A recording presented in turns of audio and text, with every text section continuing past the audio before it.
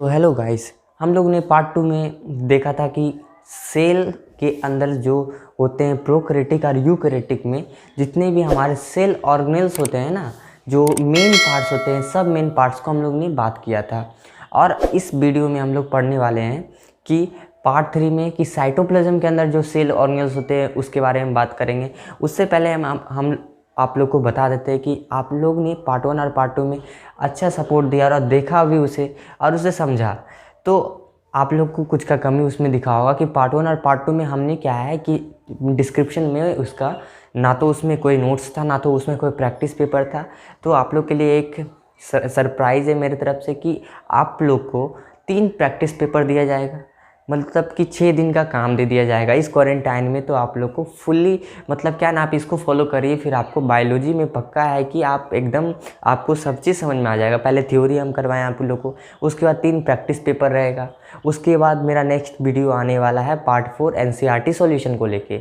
NCERT solution mandatory है, practice paper तो है ही मैंडेटरी, वो तो सेल्फ के लिए, पर एनसीईआरटी सॉल्यूशन आपको क्या है फाउंडेशन बनाने के लिए मदद करेगा। और अगर हम बात करेंगे तो एनसीईआरटी एग्जाम्पलर, तो एनसीईआरटी सॉल्यूशन से थोड़ा सा लेवल मेरा हाई होता है एनसीईआरटी एग्जाम्पलर का, तो हम लोग एनसीईआरटी एग्जाम्पलर को भी करेंगे क्योंकि हमारा क्वेश्चन 2 ही चीज़ से आता है, या तो एनसीईआरटी से आता है या तो एनसीईआरटी एग्जाम्पलर से आता है। हम लोग को लगता है कि इतना इतना बुक पढ़ेंगे कोई फ़ायदा नहीं होता है, हम लोग एनसीईआरटी और एनसीईआरटी एग्जाम्पलर को फॉलो करेंगे, that is enough for us. उसके बाद मेरा लास्ट लेक्चर होगा इस वीडियो का, पार्ट 6 तक जा सकता है, जिसमें हम लोग टॉप 10 क्वेश्चन निकालेंगे, हमारे रियल लाइफ बेस्ड क्वेश्चन, या फिर हमारे क्या है ना जो इंपॉर्टेंट क्वेश्चन होता है। जैसे एनएसओ में क्या करता है, रियल लाइफ क्वेश्चन से पूछ देता है, रियल लाइफ से रिलेट करके क्वेश्चन पूछ देता है, बड़ा बड़ा पैराग्राफ दे देता है।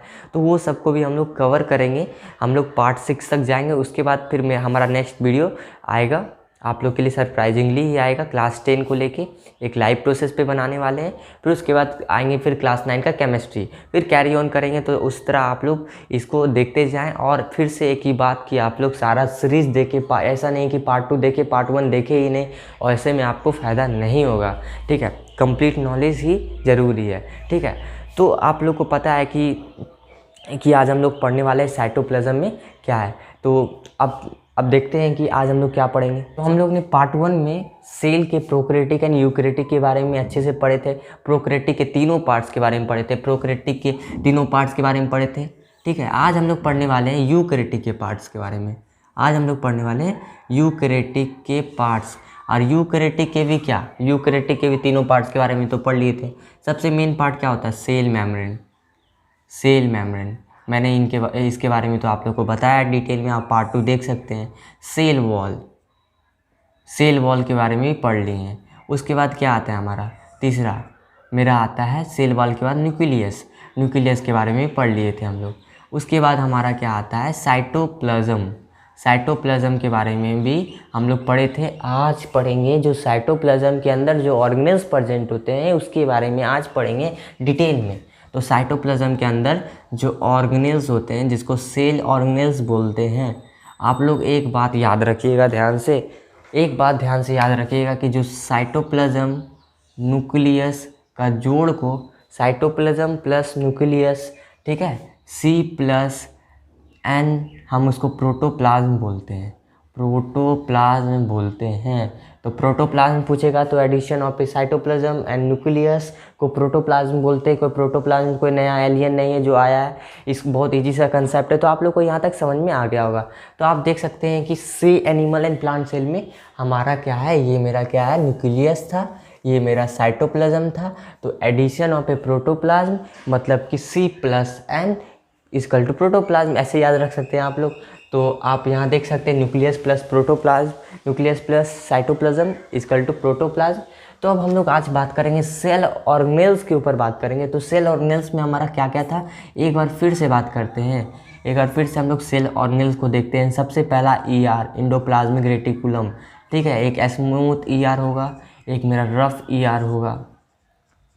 उसके बाद मेरा क्या था, ये मेरा था प्लास्टिड्स। प्लास्टिड्स के बाद क्या था, गोल्जी अपरेटस, गोल्जी अपरेटस। इसको बार बार आप लोग खुद से बनाएं ताकि आप लोग को क्लैरिटी हो दिमाग में कि हमको कितना पढ़ना है और इतना हमको क्या पता है इसके बारे में, क्या हमको इसके बारे में पता है। आप लोग माइंड मैप बनाएं खुद से, जाने कि हमने पार्ट 1 में भी माइंड मैप बनाया, पार्ट 2 में भी बनाया, पार्ट 3 में भी यही कारण के कारण बना रहे ताकि आप लोग को इसको दिमाग में एकदम याद हो जाए। ठीक है, तो इंडोप्लाज्मिक रेटिकुलम प्लास्टिड्स हो गया, या गोल्जी एपरेटस हो गया, ये हमारा हो गया सेंट्रियोल्स, फिर हमारा हो गया आपका राइबोसोम्स, फिर हमारा हो गया लाइसोसोम्स,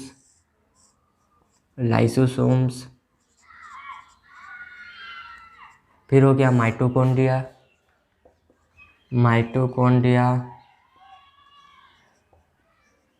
ठीक है। तो फिर इतना ही अभी तो इतना ये सेंट्रियोल सेंट्रोसोम्स हम आपको बताए थे कि सेंट्रियोल सेंट्रोसोम्स में होता है, सिर्फ एनिमल सेल में ये प्रेजेंट होता है हमारा। Ribosomes protein synthesis, Golgi apparatus. आज बात करेंगे फूड को क्या करता है हमारा, मॉडिफाई करता है, डिस्पैच करता है। Plastids, chromoplast, Leukoplast, chloroplast, 3 types का होता है। और उसके बाद हम लोग इंडोप्लाज्मिक रेटिकुलम के बारे में जानेंगे, बहुत इंपॉर्टेंट है। स्मूथ में क्या अंतर है, रफ में क्या अंतर है। स्मूथ इंडोप्लाज्मिक रेटिकुलम का किस चीज़ का सिंथेसिस करता है, रफ में क्या मेरा होता है राइबोसोम्स प्रेजेंट होते हैं जो प्रोटीन बनाते हैं। स्मूथ में मेरा बनता है लिपिड्स। और उसके बारे में बात करेंगे लाइसोसोम्स को क्यों सुसाइड बैग्स बोलते हैं, माइटोकॉन्ड्रिया को क्यों power house of the cell बोलते हैं, क्यों एनर्जी करेंसी यहाँ एटीपी जनरेट होता है, आखिर माइटोकॉन्ड्रिया में ही होता है। तो ये सारा बात हम लोग देखेंगे, तो आप लोग वीडियो से बने रहें। तो अब हम लोग एक एक करके सारे सेल ऑर्गेनेल्स के फंक्शन एंड फीचर्स को डिटेल में पढ़ेंगे। तो आप फिर से अगर कहेंगे तो स्क्रीनशॉट ले सकते हैं, अदरवाइज तो आप पार्ट 1 एंड पार्ट 2 में इसे देखे ही हैं। सबसे पहले अब हम लोग बात करेंगे सबसे पहला सेल ऑर्गेनेल्स के बारे में, इंडोप्लाज्मिक रेटिकुलम के बारे में। तो बहुत ध्यान से देखिएगा, इसे ज़रूर क्वेश्चन आएगा, एक जगह से हम आप लोग को बताएंगे। दो क्वेश्चन इससे इंपॉर्टेंट बनेगा ही। आप कोई भी टेस्ट दीजिए, आपका वो 2 क्वेश्चन आएगा ही, मतलब कि एक ना एक टेस्ट में आएगा। अब हम ये नहीं बोलेंगे कि आपका वो टेस्ट में आ जाएगा, नहीं, पर आपका पूरा ईयर का जो आप टेस्ट अगर देंगे, आपका स्कूल खुले या फिर कोई भी आप किसी भी तरह का टेस्ट देते हैं या फिर कोई भी एक्सरसाइज सॉल्व करते हैं, तो आपको वो दोनों क्वेश्चन फेस करना होगा। ठीक है, तो यहीं पे सॉल्व कर देते हैं ताकि सॉल्व प्रॉब्लम ही ना आए। तो इंडोप्लाज्मिक रेटिकुलम एक इंपॉर्टेंट सेल ऑर्गेनेल्स होता है। यहाँ पे आप देख सकते हैं इंडोप्लाज्मिक रेटिकुलम का बना हुआ है। ये मेरा क्या है, ये मेरा है राइबोसोम्स, जो छोटा छोटा आपको दिख रहा है, ये मेरा राइबोसोम्स है। ठीक है, और उसके बाद हमारा क्या है, ये मेरा न्यूक्लियर स्पेसिस है, ये मेरा न्यूक्लियर इन्वेलप है। ये मेरा स्मूथ है, जहाँ पे डॉटेड नहीं दिख रहा है वो मेरा स्मूथ इंडोप्लाज्मिक रेटिकुलम हो गया। इसको हम सिस्टर्न स्पेस बोलते हैं। आपका बुक में अगर इंडोप्लाज्मिक रेटिकुलम का नहीं भी दिया हुआ है तो आप एनसीईआरटी में जो डायग्राम दिया हुआ है आपको उसको फॉलो करना है। अदरवाइज अगर नहीं दिया हुआ है तो आप जो दिया हुआ है उसी को अच्छा से प्रैक्टिस करें। ठीक है, अब बात करते हैं पहले इसके फीचर्स के बारे में, फिर फंक्शन के बारे में। तो यहाँ पे देख सकते हैं इंडोप्लाज्मिक रेटिकुलम जो है हमारा, वो एक large network of membrane bound tubes and seats. ठीक है, ये जो मेरा होता है ये मेम्ब्रेन बाउंड सीट्स, मतलब लार्ज नेटवर्क, इसका एक तरह से बोलेंगे ट्रांसपोर्टेशन सिस्टम में बहुत ही बड़ा रोल है। और उसके बाद देखा जाए तो इसका जो स्ट्रक्चर है ना, सिमिलर है प्लाज्मा मेम्ब्रेन का। कैसे, प्लाज्मा मेम्ब्रेन को क्या क्या बोले हैं फिर से बता रहे हैं, सेल मेम्ब्रेन बोलते हैं, प्लाज्मा लेमा भी बोलते हैं। ठीक है, तो यहाँ पे आप लोग देख सकते हैं कि सिमिलर इसका स्ट्रक्चर किससे, प्लाज्मा मेम्ब्रेन से। क्यों है, क्योंकि प्लाज्मा मेम्ब्रेन भी हमारा क्या है, लिपिड्स एंड प्रोटीन्स के बने हुए थे, और ये भी हमारा क्या है, लिपिड्स एंड प्रोटीन्स के बने हुए हैं। Similar structure to plasma membrane आप लोग यहाँ देख सकते हैं। अब उसके बाद बात करेंगे कि हमारा 2 टाइप्स का होता है। तो सबको पता है कि रफ इंडोप्लाज्मिक रेटिकुलम होता है और स्मूथ इंडोप्लाज्मिक रेटिकुलम होता है। अब फ़र्क इतना है कि बस आप लोग को इसी से हम जो पढ़ाएंगे आपको इसी से सोचना है कि स्मूथ एंड रफ में अंतर क्या है, मेन फंक्शन क्या है, स्मूथ एंड रफ में अंतर क्या है। तो आप लोग यहाँ देख सकते हैं कि इस मेरा जो यहाँ हम एक यहीं पे लिख दिए कि स्मूथ इंडोप्लाज्मिक रेटिकुलम का जो फंक्शन होता है ना, वो बहुत इंपॉर्टेंट होता है। ये क्या करता है, एक तरह से detoxifying many poisonous and drugs. तो ये हमारे बॉडी के बहुत ऐसे होते हैं ना हमारे अनवांटेड मटेरियल, तो उसको भी पॉइजन ड्रग्स, तो इसका मतलब क्या सोच रहे हैं, आपका बॉडी खुद एक्यूमुलेट कर लेता है, तो उसको भी क्या करता है, डिटॉक्सिफाइंग का काम मेरा SCR का होता है। अब हम लोग बात करेंगे दोनों के फंक्शन के बारे में, और अगर आपको बोलेगा डिफरेंसेस लिखने के लिए तो आप इसी से आप लिख सकते हैं। अगर आपको मेरा नोट्स ठीक लगता है तो आप इसी को कैरी करें, अदरवाइज मैं जो डिस्क्रिप्शन में नोट्स डालूंगा पार्ट 3 को पढ़ाने के बाद आप उसको फॉलो कर सकते हैं। ठीक है, अब हम लोग बात करेंगे और अगर आप उसको भी नहीं फॉलो करना चाहते तो मेरा वीडियो देखने के बाद जो नोट्स बनाते हैं और बुक रीडिंग करने के बाद जो नोट्स बनाते हैं, that is a best notes for you. ठीक है, आप देखते हैं कि फंक्शन क्या है मेरा एंडोप्लाज्मिक रेटिकुलम का। तो हम लोग को पता है कि जो रफ एंडोप्लाज्मिक रेटिकुलम होता है ना, अगर हम उसको माइक्रोस्कोप में देखेंगे तो आप देख सकते हैं डॉटेड डॉटेड दिखता है, तो उसी को हम लोग रफ एंडोप्लाज्मिक रेटिकुलम बोलते हैं। रफ एंडोप्लाज्मिक रेटिकुलम अगर आपको बोला तो समझ जाना कि उसमें राइबोसोम्स प्रेजेंट है। राइबोसोम्स प्रेजेंट है तो आप लोग को बताएंगे प्रोटीन सिंथेसिस वहाँ पे होगा ही। तो यहाँ पे आप देख सकते हैं कि rough under a microscope because it has a particles, जिसको हम लोग राइबोसोम्स बोलते हैं। वो साइट होता है मेरा प्रोटीन सिंथेसिस का। प्रोटीन सिंथेसिस का साइट होता है राइबोसोम, सारे एक्टिव सेल में प्रेजेंट होते हैं, एक बात याद रखिएगा। और प्रोटीन सिंथेसिस तो ज़रूरी ही है, और ये जो प्रोटीन जहाँ पे हमारे सेल को ज़रूरत होगा वहाँ पे नीड के अनुसार से ये सब जगह पे चला जाएगा। अब हम लोग बात करेंगे स्मूथ के बारे में। स्मूथ के बारे में ही तो कुछ बात करना है ना। स्मूथ के बारे में एक यहाँ पे बात किए detoxifying the drugs and poisons. अब बात करेंगे यहाँ पे स्मूथ एंडोप्लाज्मिक रेटिकुलम मदद करता है हमारा किस चीज़ के लिए, फैट मॉलिक्यूल्स और लिपिड्स का मैन्युफैक्चर करने के लिए। आप लोग यहाँ देख सकते होंगे, फिर से मैंने क्रॉस किया, थोड़ा सा लाइन खींचने में थोड़ा सा प्रॉब्लम होता है। ठीक है, तो आप यहाँ पे देख सकते हैं कि स्मूथ एंडोप्लाज्मिक रेटिकुलम का मेन काम क्या है, मैन्युफैक्चर करना फैट मॉलिक्यूल्स लिपिड्स, और क्या काम है, डिटॉक्सिफाइंग करना हमारे पॉइजनस सब्सटेंसेस को और ड्रग सब्सटेंसेस को हमारे बॉडी से। इस रफ एंडोप्लाज्मिक रेटिकुलम के ऊपर राइबोसोम्स अटैच होते हैं। ठीक है, पार्टिकल्स जो प्रेजेंट होते हैं उसको राइबोसोम्स बोलते हैं। प्रोटीन सिंथेसिस का काम करता है। प्रोटीन एंड लिपिड्स, हाँ यहाँ पे अब आ गया एनटीईसी क्वेश्चन, या फिर आप बोल सकते हैं आपके एग्जाम रिलेटेड क्वेश्चन। ठीक है, तो इसको स्किप मत करिएगा। मेम्ब्रेन बायोजेनेसिस एक टर्म होता है, तो मेम्ब्रेन बायोजेनेसिस जो टर्म होता है ना वो इंपॉर्टेंट टर्म है। मेम्ब्रेन बायोजेनेसिस जो टर्म होता है, इस टर्म में क्या हम लोग को समझना है कि कुछ इस प्रोटीन एंड लिपिड्स, जो यहाँ पे प्रोटीन एंड लिपिड्स क्या करते हैं कभी कभार, आप यहाँ पे देख सकते हैं कि हमारा ये रफ हमारा जो ये है ना सिमिलर स्ट्रक्चर प्लाज्मा मेम्ब्रेन से लिपिड्स एंड प्रोटीन्स के बने हुए होते हैं। यहाँ पे कुछ प्रोटीन एंड लिपिड्स क्या करते हैं हमारे help in building the cell membrane.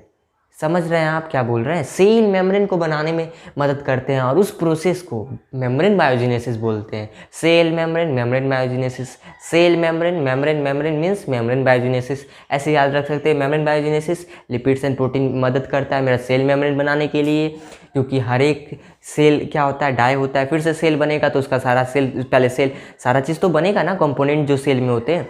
तो हम लोग को यहाँ से पता चल रहा है कि सेल मेम्ब्रेन बनते हैं किस चीज़ से, लिपिड्स एंड प्रोटीन से। सेल मेम्ब्रेन को कौन बनाने में मदद करता है, एक प्रोसेस का नाम मेम्ब्रेन बायोजेनेसिस, और उसमें क्या होता है मेरा प्रोटीन एंड लिपिड्स हेल्प करता है सेल मेम्ब्रेन को बनने में, उस प्रोसेस को मेम्ब्रेन बायोजेनेसिस। तो इसको ध्यान से याद रखें, ये आपका आएगा ही आएगा, एनटीएससी क्वेश्चन में आता है, और भी बहुत सारे इंपॉर्टेंट एग्जाम में पूछ देता है। Some other protein and lipids function as enzymes and hormones. तो आप यहाँ पे देख सकते हैं कुछ ऐसे भी प्रोटीन एंड लिपिड्स होते हैं जो सोच लीजिए कि एंजाइम्स एंड हार्मोन्स का काम करते हैं। तो आप लोग को क्या करना है, आप लोग को कमेंट सेक्शन में 2 एंजाइम्स का नाम याद रखना है, 2 हार्मोन्स का याद रखना है, एक एंजाइम्स का, 1-2 एंजाइम्स का आप लोग सुन लीजिए। जैसे कि आप लोग स्लेवरी ग्लैंड से क्या स्लाइवर सिक्रेट होता है, उसके बाद पैनक्रेटिक से पैनक्रेटिक जूस सिक्रेट होता है, और उसके बाद क्या हमारे बहुत सारे एंजाइम्स होते हैं। ठीक है, हार्मोन्स का बात करेंगे, टेस्टोस्टेरोन हो गया, एस्ट्रोजन हो गया, और उसके बाद हमारा क्या है पिट्यूटरी ग्लैंड से भी बहुत सारे हार्मोन्स निकलते हैं। तो आप लोग को क्या करना है कि इसके अलावा जो मैंने बोला, इसके अलावा आप लोग को क्या है ना कि बायो में बहुत वास्ट है, आप लोग कुछ भी मिलता है ना तो आपको लगा कि मैंने क्लास में डिस्कस नहीं किया है, तो आप लोग क्या करें डाउट में कमेंट सेक्शन में लिखिए कि हमको इससे जानना है। अदरवाइज आप गूगल करते तो आपको समझ में नहीं आता है तो आप पूछ सकते हैं। ठीक है, तो अब हम लोग देखते हैं कि और इसका क्या फंक्शन है। ये एक स्केलेटल फ्रेमवर्क के जैसा सेल के लिए काम करता है, act as a intercellular transport system. हाँ, इसके बारे में तो बात कर लिए हैं कि इंटरसेलुलर ट्रांसपोर्ट सिस्टम कैसे इंटरसेलुलर ट्रांसपोर्ट सिस्टम प्रोटीन या फिर हमारा लिपिड्स जहाँ पे भी ज़रूरत होगा, ज़रूरत के हिसाब से भेज देगा। इंडोप्लाज्मिक रेटिकुलम में रफ इंडोप्लाज्मिक रेटिकुलम होता है जो मेरा प्रोटीन सिंथेसिस करेगा क्योंकि वहाँ राइबोसोम्स है, और मेरा smooth lipids and protein, smooth इसलिए क्योंकि वहाँ राइबोसोम्स प्रेजेंट नहीं है। अब आप सोचें, आपको एक चीज़ और बताए थे कि जब दोनों मिलके प्रोटीन एंड लिपिड्स मिलके सेल मेम्ब्रेन का फॉर्मेशन करता है तो उसी प्रोसेस को मेम्ब्रेन बायोजेनेसिस बोलते हैं। तो इतना ही तो था इंडोप्लाज्मिक रेटिकुलम। अब हम लोग बात करेंगे दूसरे सेल ऑर्गेनल्स के बारे में। हम हट रहे हैं, आप स्क्रीनशॉट ले सकते हैं यहाँ से। तो अब हम लोग इससे पहले एंडोप्लाज्मिक रेटिकुलम के बारे में बात कर चुके थे। अब ये मेरा सेकेंड इंपॉर्टेंट सेल ऑर्गेनेल्स है, गोल्जी एपरेटस के बारे में बात करेंगे। तो गोल्जी एपरेटस को आप लोग बताइएगा प्लांट में हम बता रहे हैं इससे पहले प्लांट में इसको किस नाम से जानते हैं। एनिमल्स में तो गोल्जी एपरेटस के नाम से जानते हैं, प्लांट्स में किस नाम से जानते हैं, कमेंट सेक्शन में मत लिखना मत भूलिएगा। अब देखते हैं यहाँ पे इसके फीचर्स क्या है, इसके फंक्शन क्या है। इसके बहुत इंपॉर्टेंट फीचर्स एंड फंक्शन है, इससे भी इंपॉर्टेंट क्वेश्चन बनेगा, ठीक है। तो अब यहाँ पे देख सकते हैं कि ये क्या होता है, system of membrane bound vesicles arrange approximately parallel. अगर इसका हम देखेंगे तो अप्रोक्सीमेटली पैरेलल अरेंज होते हैं, ये जो हमारे मेम्ब्रेन बाउंड वेसिकल्स होते हैं, ठीक है। और ये मेरा कहाँ एनिमल सेल के बारे में बात कर रहे हैं कि स्टेक्स और सिस्टम्स में अरेंज पैरेलल होते हैं, जिसको स्टेक्स और सिस्टम्स बोलते हैं। अब यहाँ पे देखते हैं कि इंपॉर्टेंट चीज, इस मेम्ब्रेन का कनेक्शन एंडोप्लाज्मिक रेटिकुलम के साथ होता है। तो सोच लीजिए कि एंडोप्लाज्मिक रेटिकुलम खुद अपने आप में एक पावरफुल सेल ऑर्गेनेल है जिसका बहुत सारा वर्क होता है। अब जब ये कनेक्शन बनाता है तो क्या होता है, एक और कॉम्प्लेक्स फंक्शन क्रिएट करता है। कॉम्प्लेक्स मेम्ब्रेन कहाँ गया, कॉम्प्लेक्स सेलुलर मेम्ब्रेन सिस्टम को क्रिएट कर देता है। तो आप देख सकते हैं कि membrane often have connection with the endoplasmic reticulum, मतलब कि गोल्जी एपरेटस का कनेक्शन होता है हमारे एंडोप्लाज्मिक रेटिकुलम से। अब यहाँ पे देखिए इसका और भी फंक्शन क्या है, फंक्शन के बारे में बात करेंगे। Secretion of mucus, enzymes and hormones. अच्छा, ये म्यूकस क्या होता है, तो आप लोग थोड़ा सा म्यूकस के बारे में जान लें। क्लास 10 में जब आप लोग आएंगे तो स्टोमक में 3 चीजें सीक्रेट होती है, एक म्यूकस होती है, एक एसिड होती है, ठीक है, और हमारा एक क्या होता है, पेप्सिन होता है, ठीक है। तो म्यूकस का फंक्शन क्या होता है उसके बारे में बताएंगे। पेप्सिन का प्रोटीन पेप्सिन का तो प्रोटीन सिंथेसिस का थोड़ा सा प्रोटीन को चेंज करने का काम रहता है। एचसीएल का तो पता है जर्म्स को क्लियर करना है, एसिडिक मीडियम क्रिएट करना है, ये सब आपका सिलेबस में नहीं है। और म्यूकस का आप बता दिए हैं दोनों, तो म्यूकस का भी आप लोग सर्च करके कमेंट सेक्शन में लिखिए कि म्यूकस का क्या फंक्शन है, अदरवाइज हम पार्ट 4 में आप लोग को बताएंगे म्यूकस का फंक्शन। तो आप देख सकते हैं कि secretion of mucus enzymes and hormones किसका काम है, हमारा गोल्जी एपरेटस का। अब फंक्शन देखते हैं इसका, और फंक्शन ये पहला फंक्शन हो गया material synthesis near endoplasmic reticulum. जितना भी मेरा मटेरियल सिंथेसिस हो रहा है एंडोप्लाज्मिक रेटिकुलम के पास, वो क्या करेगा उसको, जैसे हम लोग क्या है गिफ्ट किसी के लिए लेते हैं, फ्रेंड के लिए, तो उसको क्या करते हैं ऐसे गिफ्ट पहले दे देते हैं, तो फिर उतना तो हमारा क्या होगा ना कि अच्छा नहीं लगता है देने में। उसी तरह क्या है, जब हम उसको पैकेज करते हैं, उसको हम क्या करते हैं, पैकेज करने के बाद डिस्पेच करते हैं। तो अपने टारगेट के बाद पैकेज करते हैं, डिस्पेच करते हैं अपने वेरियस टारगेट, जहाँ पे जरूरत है, जो दोस्त को जरूरत है उसी को जाने देंगे, या फिर किसी बर्थडे किसी और दोस्त के हम दे किसी और को देंगे। उसी तरह जहाँ पे मटेरियल का जरूरत होता है गोल्जी एपरेटस को आप उसी तरह दोस्त के जैसे समझ के याद रखें कि हम लोग क्या है एक बर्थडे में एक गिफ्ट लेते हैं तो उसको क्या पहले पैकेज कराते हैं, डिस्पेच कराते हैं। तो उसी तरह मेरा गोल्जी एपरेटस है। गोल्जी एपरेटस भी एक क्या है, बड़ा ही डिसिप्लिन दोस्त समझ लीजिए आप ऐसे कि वो पहले क्या करता है, एंडोप्लाज्मिक रेटिकुलम के पास जितने भी हमारे बनते हैं ना, जितने भी हमारे जो भी सिंथेसाइज होते हैं मटेरियल, उसको क्या करते हैं, पैकेजिंग कराते हैं, उसको मॉडिफाई कराते हैं, उसका डिस्पेच कराते हैं। जहाँ पे जरूरत है, चाहे आपका इनसाइड सेल की जरूरत है वहाँ पे पहुँचाएगा, चाहे आपका आउटसाइड सेल की जरूरत है तो वहाँ पे पहुँचा देगा। तो आई होप कि आपको ये पॉइंट समझ में आ गया होगा। ये इंपॉर्टेंट पॉइंट था, याद रखने के लिए आपको हम रिलेट करा दिए। अब बात करेंगे कि इसका स्टोरेज मॉडिफिकेशन बात कर लिए, पैकेजिंग का काम होता है वेसिकल्स में। हाँ, सम केसेस कॉम्प्लेक्स शुगर को simpler sugar, complex sugar are made from simpler sugar, not simpler sugar. यहाँ पे क्या बोला है कि कॉम्प्लेक्स शुगर को बनाया जाता है सिंपलर शुगर से, सिंपलर को कॉम्प्लेक्स नहीं, सिंपलर से कॉम्प्लेक्स बन रहा है ना, तो complex sugar are made from simpler sugar, ये बात याद रखें यहाँ पे। अब बात करेंगे दो इम्पोर्टेंट पॉइंट, इसको मत भूलिएगा।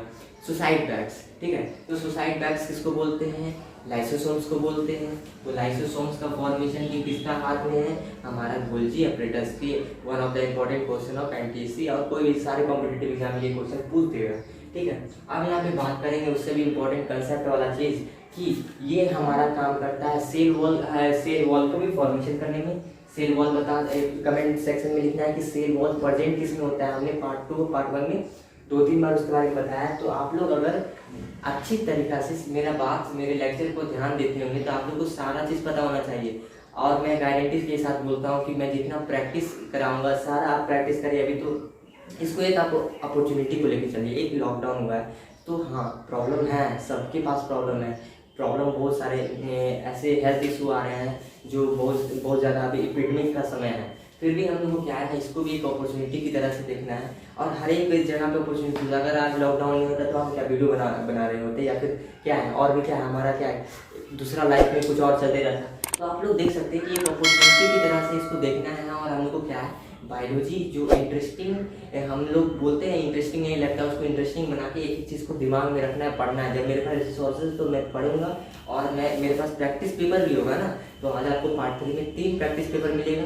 आप उसको 6 दिन का टाइम लेके करें, 2 दिन आपको कहना नहीं, आपके पास बहुत टाइम है। उसके बाद साथ साथ आप एनसीईआरटी सॉल्यूशन एंड एग्जाम्पलर को करें। एक सप्ताह में आपका ये पूरा चैप्टर एक सप्ताह का टारगेट में रखें, इसको खत्म करें, आप फिर दूसरा चैप्टर में आए। उसके बाद आपको सारा चैप्टर 1 सारे सब्जेक्ट का पढ़ना है, हिंदी इंग्लिश का भी पढ़ना है।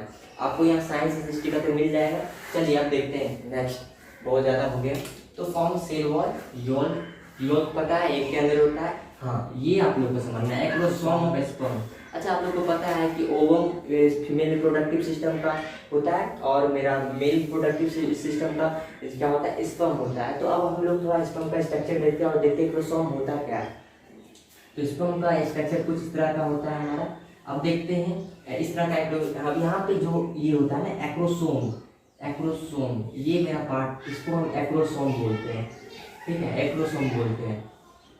ये बहुत इंपॉर्टेंट है। एक्रोसोम के बारे में मैंने क्लास 10 में इसका थोड़ा सा जिक्र किया है एक्रोसोम के बारे में। एक्रोसोम्स क्या होता है, एक्रोसोम के अंदर भी एक पावरफुल एंजाइम्स प्रेजेंट होते हैं जो मदद करते हैं हमारे ओवम मतलब कि जो फीमेल रिप्रोडक्टिव पार्ट से उससे क्या है फ्यूज करने की, मतलब क्या है हमारा जो जाइगोट फॉर्मेशन होता है ना उसमें मदद होता है। तो एक्रोसोम आप याद रखें फिगर के हिसाब से कि ये स्पर्म में एक्रोसोम यहाँ प्रेजेंट होता है। तो एक्रोसोम का भी हम बोल सकते हैं कि फॉर्मेशन करने के लिए गोल्जी एपरेटस का काम है। तो गोल्जी एपरेटस छोटा मोटा सेल ऑर्गन्स नहीं, इसका बहुत फंक्शन है। सबसे पहला मेन फंक्शन क्या याद रखना है आप लोग को कि एक्रोसोम्स जो स्पर्म में बनते हैं वो स्पर्म में होते हैं प्रेजेंट, उसका भी फॉर्मेशन, सेल वॉल का फॉर्मेशन, यूल का फॉर्मेशन, और उसके बाद हमारा सिंपलर शुगर्स को कॉम्प्लेक्स शुगर बनाता है। उसके बाद हम लोग ने बात किया था कि ईआर में जितने भी सिंथेसाइज होते हैं हमारे प्रोडक्ट सबको मॉडिफाई करता है, पैकेज करता है, एक अच्छे फ्रेंड के, एक अच्छा क्या है ना डिसिप्लिन फ्रेंड के जैसा बिहेव करता है। गिफ्ट देना है तो अच्छा से पैकेज करेगा, उसके बाद डिस्पैच करेगा, मॉडिफाई करेगा, जहाँ जरूरत होगा टारगेट के पास वहाँ भेजेगा, और बहुत सारे म्यूकस एंजाइम्स एंड हार्मोन्स का सिक्रेशन भी करता है। अब हम लोग नेक्स्ट सेल ऑर्गेनेल्स को देखेंगे, हट रहे स्क्रीनशॉट आप लोग ले सकते हैं इसका। तो अब हम लोग देखे थे सेकेंड गोल्जी एपरेटस देख लिए, और उसके बाद हम लोग ने फर्स्ट एंडोप्लाज्मिक रेटिकुलम को देखा। थर्ड मेरा है लाइसोसोम्स। तो लाइसोसोम्स को पता है ना, पॉपुलर नेम है इसका सुसाइड बैग्स। क्यों सुसाइड बैग्स बोलते हैं देखते हैं। सबसे पहले देखते हैं लाइसोसोम्स एक डस्टबिन है। आप लोग समझ लीजिए एक लाइसोसोम डस्टबिन है, एक अच्छा वाला डस्टबिन है जिसमें क्या है ना एक अच्छा डाइजेस्टिव एंजाइम्स प्रेजेंट होता है। एक उसको हम वेस्ट डिस्पोजल सिस्टम बोलते हैं। लाइसोसोम्स को हम लोग वेस्ट डिस्पोजल सिस्टम बोलते हैं। It helps in cell clean, ठीक है, ये क्लीनिंग का काम करता है। It helps to keep the clean by digesting any foreign material. Foreign material मतलब क्या, इंडिया से बाहर से अगर मेरे कंट्री में कोई आया तो उसको फॉरेन मटेरियल बोलते हैं, फॉरेनर बोलते हैं। उसी तरह सेल में जो ज़रूरत नहीं है जो आ रहा है उसको क्या बोलेंगे, फॉरेन मटेरियल, अनवांटेड मटेरियल, ठीक है। तो foreign material as well as worn out of cell organelles, मतलब कि ऐसा सेल ऑर्गेनेल्स जो क्या है वॉर्न आउट मतलब कट गया या फिर डैमेज हो गया है, उसको क्या करता है वो क्लीन करता है। तो वो क्या डस्टबिन ही है ना। तो डस्टबिन को जब से अब देखना है तो हमको किसको याद रखना है, हमको लाइसोसोम्स को याद रखना है। लाइसोसोम्स को याद रखे तो अब क्या बोलना है, अरे ये तो सुसाइड बैग्स है। किसके लिए सुसाइड बैग्स है, सेल के लिए सुसाइड बैग्स है। क्या करता है, क्यों सुसाइड बैग्स बोलते हैं, ये एनसीईआरटी का क्वेश्चन है, आप लोग को इसका आंसर भी बताएंगे। और अभी अच्छा से देखते हैं लाइसोसोम्स मेम्ब्रेन बाउंड वेसिकल्स, ठीक है। यहाँ पे आप देख सकते हैं कि उसके बाद एक मेम्ब्रेन बाउंड वेसिकल्स होता है स्ट्रक्चर, जिसका सेकेस मतलब कि जो मतलब छेद से टाइप का होता है, मतलब कि होलो टाइप का होता है। उसमें क्या होता है, डाइजेस्टिव एंजाइम्स प्रेजेंट होते हैं। उसमें क्या प्रेजेंट होते हैं, डाइजेस्टिव एंजाइम्स प्रेजेंट होते हैं। फंक्शन क्या है, फिर से वही बात, foreign material entering the cell such as bacteria. तो हमारे बॉडी में कुछ ऐसे भी बैक्टीरिया होते हैं जो यूजफुल होते हैं, कुछ हार्मफुल होते हैं, तो हार्मफुल को तो डस्टबिन में फेंक देगा वो, ठीक है। और food as well as organelles into small pieces, ठीक है। कुछ ऐसे अनवांटेड ऑर्गेनेल्स या फिर बैक्टीरिया या फिर फूड बोलेंगे, उसको क्या करेगा, क्लीन करके रखता है, पहले भी पढ़े थे। हाँ, अब बात करेंगे वो कंटेन क्या करता है। वो पावरफुल डाइजेस्टिव एंजाइम्स को कंटेन करता है जो which are made in rough endoplasmic reticulum. One of the important question यहाँ से समझ लीजिए, बनता कहाँ पे है वो मेरा बनता है रफ एंडोप्लाज्मिक रेटिकुलम में बनता है। बहुत इंपॉर्टेंट है, इसको याद रखना है। अब बात करते हैं कि why it is called suicide bags in the of the cell. तो इसका आंसर आपको, ये एनसीईआरटी क्वेश्चन है, आप इसको कवर कर सकते हैं कि during the disturbance in cellular metabolism. कल मेटाबॉलिज्म के बारे में बताए थे कि जितना भी केमिकल एक्टिविटी हमारे बॉडी में होता है सारा मेटाबॉलिक के अंदर आता है। 2 पार्ट्स में उसको भी डिटेल में पढ़ाए थे। जानना है तो पार्ट 2 ज़रूर देखें, और पार्ट 2 देखना ही। अगर पार्ट 3 देख रहे हैं तो ये वेस्टेज हो जाएगा, पार्ट 2 नहीं देखे हैं तो। यहाँ पे cellular metabolism such as when the cell get damage. जब क्या होता है, सेल डैमेज होता है, सेल गेट्स डैमेज, लाइसोसोम्स अपना काम करना स्टार्ट करेगा। लाइसोसोम्स में burst and the inner enzymes जो उसके अंदर प्रेजेंट होता है ना, वो डाइजेस्ट कर देगा वो सेल को, मतलब कि अपने आप में ही उसको डाइजेस्ट कर देगा। और सुनिए 2 फंक्शन, इंपॉर्टेंट फंक्शन, और ये इंपॉर्टेंट क्वेश्चन एनटीएससी का प्रीवियस ईयर क्वेश्चन में पूछा गया है कि कौन सा आपका है सेल ऑर्गेनेल्स जो क्या है स्टार्वेशन के थ्रू, स्टार्वेशन के वक्त एनर्जी प्रोवाइड करता है। पहले समझते स्टार्वेशन होता क्या है। अब बहुत देर से हम अपने बॉडी को फूड नहीं दे रहे हैं, जो कैलोरिक मतलब क्या है ना, जो हम लोग फूड देते हैं वो फूड देना, एनर्जी देना बंद कर दिए। तो उस वक्त क्या होता है, जो एनर्जी से क्रिएट होता है वो मेरा क्या, लाइसोसोम्स का भी काम होता है कि वो स्टार्वेशन के समय एनर्जी प्रोड्यूस करता है, तो प्रोवाइड एनर्जी ड्यूरिंग स्टार्वेशन। तो ऐसा कौन सा आपका सेल ऑर्गेनेल्स है जो स्टार्वेशन के वक्त एनर्जी प्रोवाइड करता है, तो है लाइसोसोम्स। और बात करेंगे help in intercellular digestion. Intercellular digestion, cell को तो डाइजेस्ट कर रहा है, उसी को इंटरसेलुलर डाइजेशन बोलते हैं। तो आप लोग कभी मत सोचिएगा कि बहुत डीपली जाते हैं, डीपली जाना जरूरी है। अगर आप लोग को 4 पढ़ाते हैं, 1 भूल भी जाते हैं तो कोई प्रॉब्लम नहीं है, 3 याद रहेगा। फिर भी ट्राई करें कि चारों याद करें, क्योंकि हम बहुत मतलब क्या है ना कि सारा पॉइंट कवर करने का कोशिश करते हैं एनसीईआरटी एज वेल एज जो भी आता है इससे रिलेटेड। और कुछ एक्स्ट्रा आपको मिलता है तो आप कमेंट बॉक्स में दें, हम उसको और क्या एक्स्ट्रा बताएंगे, क्योंकि एक्स्ट्रा तो अब ज़रूरत है ही नहीं, इतना ही याद रखिएगा तो काफ़ी। अगर कुछ एक्स्ट्रा ऐसा है जो हम नहीं बता पा रहे हैं, नहीं बताएं अपने कंटेंट में, नहीं बताएं आपको, तो आप बताएं। अब हम लोग नेक्स्ट देखेंगे सेल ऑर्गेनेल्स को, आप स्क्रीनशॉट इसका ले सकते हैं।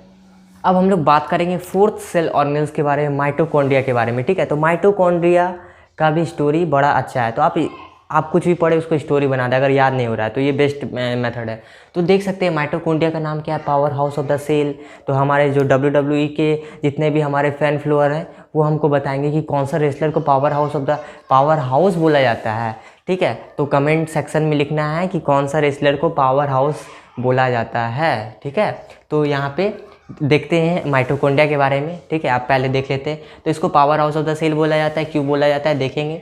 ये मेरा स्ट्रक्चर में किस तरह का होता है आप यहाँ पे देख सकते हैं। ये मेरा माइटोकॉन्ड्रिया का है, ये मेरा इनर मेम्ब्रेन है, इसका आउटर मेम्ब्रेन है, ये राइबोसोम्स इसमें प्रेजेंट है, ठीक है। बात इसका बताएंगे कि इसमें अपना डीएनए मॉलिक्यूल्स भी प्रेजेंट होता है। इसमें देखिए फिंगर लाइक प्रोजेक्शन जिसको क्रिस्टिया बोले हैं, मैट्रिक्स और इनर मेम्ब्रेन, ठीक है, राइबोसोम्स। अब बताएंगे ये कुछ इंपॉर्टेंट बात जो आप लोग को समझना होगा। फिर से देख सकते हैं माइटोकॉन्ड्रिया का स्ट्रक्चर आप लोग कि इसका खुद का डीएनए मॉलिक्यूल्स है, इसका खुद का राइबोसोम्स मॉलिक्यूल्स प्रेजेंट है, और क्या कहता है इसका इनर मेम्ब्रेन, आउटर मेम्ब्रेन, और फिंगर लाइक प्रोजेक्शन के जैसा है जिसको क्रिस्टिया बोले हैं हम यहाँ पे, क्रिस्टिया, ठीक है। आप यहाँ पे देख सकते हैं इसका structure rod shape structure and spherical and double membrane bound organelles. तो यहाँ पे देख सकते हैं कि ये भी डबल मेम्ब्रेन बाउंड ऑर्गेनल्स है। और यहाँ पे आपसे क्वेश्चन पूछेगा कि कौन सा डबल मेम्ब्रेन बाउंड ऑर्गेनल्स है, तो उसमें आपका 2-3 है, माइटोकॉन्ड्रिया भी है, तो आपको टिक करना है वहाँ माइटोकॉन्ड्रिया, ठीक है। उसके बाद आप देख सकते हैं कि आउटर मेम्ब्रेन इसका क्या होता है, वेरी पोरस स्मूथ होता है। आउटर मेम्ब्रेन कैसा होता है, पोरस होता है और स्मूथ होता है, ठीक है। इनर मेम्ब्रेन का बात करेंगे तो deeply folded finger like projection बना हुआ है, ठीक है। आप देख सकते हैं फिंगर लाइक प्रोजेक्शन बना हुआ है। और यहाँ पे बात करेंगे कि उस फिंगर लाइक प्रोजेक्शन को क्या बोलते हैं, क्रिस्टिया बोलते हैं। दिस फोल्ड क्या, उसका काम क्या है, इस फोल्ड का काम क्या है, create a large surface area for ATP generating. तो आप लोग का एक और होमवर्क हुआ, आप लोग को लगता होगा कि हम क्यों कमेंट बॉक्स में लिखने के लिए बोलते हैं। कमेंट बॉक्स में आप जो चीज़ लिख देंगे ना वो आपको याद ही रहेगा, ठीक है। इसमें कोई मेरा बेनिफिट नहीं होने वाला है। एटीपी का फुल फॉर्म कमेंट सेक्शन में लिखें, ठीक है। एटीपी का क्या होता है फुल फॉर्म लिखें, और एडेनोसाइन ट्राइफॉस्फेट होता है, फिर भी इसको आप लिखें, ठीक है। अब यहाँ पे देख सकते हैं कि ये क्या है, ये फोल्ड के कारण क्या सिप होता है। ये जो फोल्ड है फिंगर लाइक प्रोजेक्शन, ये क्या क्रिएट करता है, लार्ज सरफेस एरिया क्रिएट करता है ताकि ज़्यादा एटीपी जनरेट हो। एटीपी को हम लोग दूसरे नाम से क्या बोलते हैं, energy currency of the cell भी बोलते हैं। मतलब कि आपसे पूछेगा कि energy currency of the cell क्या है, तो एटीपी, ठीक है।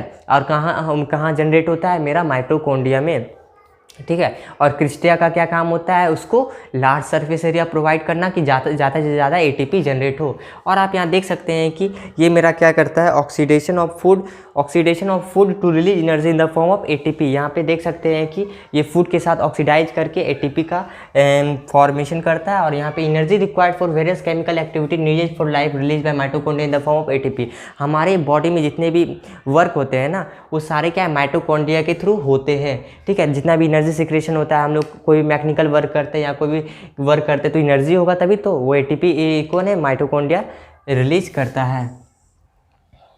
अब यहाँ बात करेंगे energy currency of the cell. बोलता है body use store energy store in the form of ATP. Body store करता है एटीपी के फॉर्म में। अब यहाँ पे for making new chemical compound for mechanical work, और नए नए कंपाउंड बनाने के लिए भी क्या एटीपी का होना जरूरी है।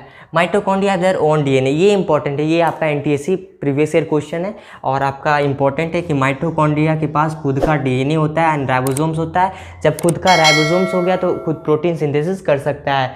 तो अब हम लोग नेक्स्ट सेल ऑर्गेनल्स के बारे में बात करेंगे, आप इसका स्क्रीनशॉट ले सकते हैं। तो क्लोरोप्लास्ट मेरा डबल मेम्ब्रेन ऑर्गेनल्स होता है, जो हम लोग बात किए थे कि फोटोसिंथेसिस में मदद तो करता ही है, और ये हमारा येलो और ऑरेंज पिगमेंट को भी कंटेन करता है। क्यों करता है, फ्रूट्स एंड फ्लावर्स के लिए, ठीक है। अब बात करते हैं इसके और फंक्शन के बारे में। तो फंक्शन क्या है, लिकोप्लास्ट भी इसमें पाया जाता है। आप यहाँ पे देख सकते हैं सेकेंड में व्हाइट और कलरलेस प्लास्टिड लिकोप्लास्ट। ये प्राइमरली ऑर्गेनल्स होते हैं in which material such as oil, protein and lipids are store. तो एक तरह से बोल सकते हैं कि ये मेरा प्लांट्स के लिए स्टोरेज का काम करता है, जैसे कि स्टार्च हो गया, ऑयल हो गया, प्रोटीन हो गया, एंड लिपिड्स को स्टोर करके रखता है। आपको कोई भी नया वर्ड नहीं बता रहे हैं जो आप लोग पढ़े नहीं होंगे। हाँ, कुछ भी नया मिले गूगल करें, अदरवाइज आपको नहीं समझ में आता है कमेंट सेक्शन में लिखे, हम उसका रिप्लाई क्लास में ज़रूर देंगे, ठीक है। तो लिकोप्लास्ट को हम लोग जैसा देखें कि ये मेरा क्या प्राइमरी ऑर्गेनल्स होता है, जो मेरा starch, oil and protein, lipids को स्टोर करता है। क्लोरोप्लास्ट को तो बताए थे कि डबल मेम्ब्रेन होता है और जिसका खुद का डीएनए एंड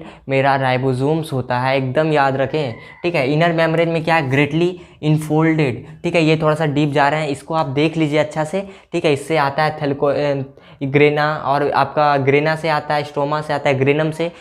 पार्ट्स में दे देगा क्वेश्चन के कौन सा पार्ट से एमसीक्यू बना देगा, तो आप भी नहीं समझ पाएंगे, इसलिए आप इसको थोड़ा देखिए ध्यान से। तो इनर मेम्ब्रेन का बात करेंगे तो ग्रेटली इनफोल्डेड होता है आपका, but this fold become free.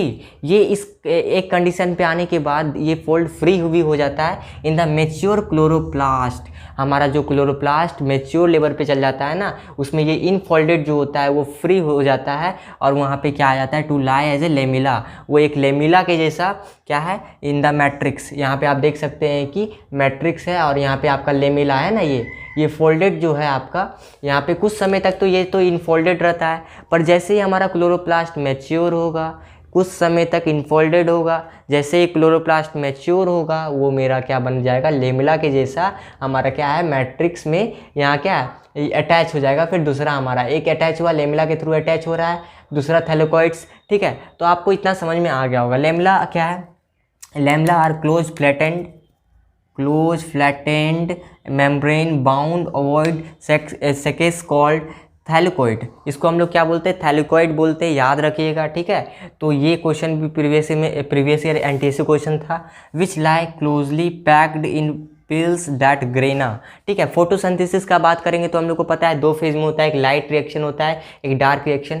Granum light reaction में इन्वॉल्व होता है, स्ट्रोमा डार्क रिएक्शन में NSO and NTSC previous year question, photosynthesis two phase light reaction में कौन सा इन्वॉल्विंग है, किसका, ग्रेनम का, डार्क रिएक्शन स्ट्रोमा का। ध्यान से समझिए हम लोग क्या बात किए थे, प्लास्टिड 3 तरह का, क्रोमो, लिको एंड क्लोरो, फिर स्ट्रक्चर के बारे में बात किए हैं, उसके बाद फिर क्लोरोप्लास्ट के इनर मेम्ब्रेन के बारे में बात किए हैं, उसके बाद बात किए photosynthesis, light reaction, dark reaction, granum and stroma. इसका आप स्क्रीनशॉट ले लें, अच्छा से इसको लिख लें। और तो अब हम लोग देख लिए थे इससे पहले का ऑर्गेनेल्स, प्लास्टिड्स। अब बात करेंगे वैक्यूल्स के बारे में, सेंट्रोसोम्स के बारे में, राइबोसोम्स के बारे में। ये आपका कुछ मिनट में ये आपका पार्ट खत्म हो जाएगा, आपका सेल चैप्टर कंप्लीटली आपको ख़त्म हो जाएगा। सेल आपका जितना थ्योरी आप पढ़ लेंगे, उसके बाद हम जैसा आप लोग से बोले थे कि लास्ट वीडियो का लास्ट में आप लोग को 3 प्रैक्टिस पेपर मिलेगा, जिसको आप 6 दिन में कर सकते हैं, और या आपके कैपेबिलिटी के अनुसार से आप 4 दिन में भी कर सकते हैं। तो आपको प्रैक्टिस पेपर का सॉल्यूशन उसके लिंक पे मिलेगा। पहले प्रैक्टिस पेपर खुद से करना है, उसका सॉल्यूशन करना है। करने के बाद जो डाउट मिलेगा वो कमेंट सेक्शन में लिखना है, उसको हम डिस्कस करवा देंगे क्लास में। और क्या करना है, उसके बाद आपको NCERT सॉल्यूशन और एग्जाम्पलर का वीडियो सॉल्यूशन आपको मिल जाएगा।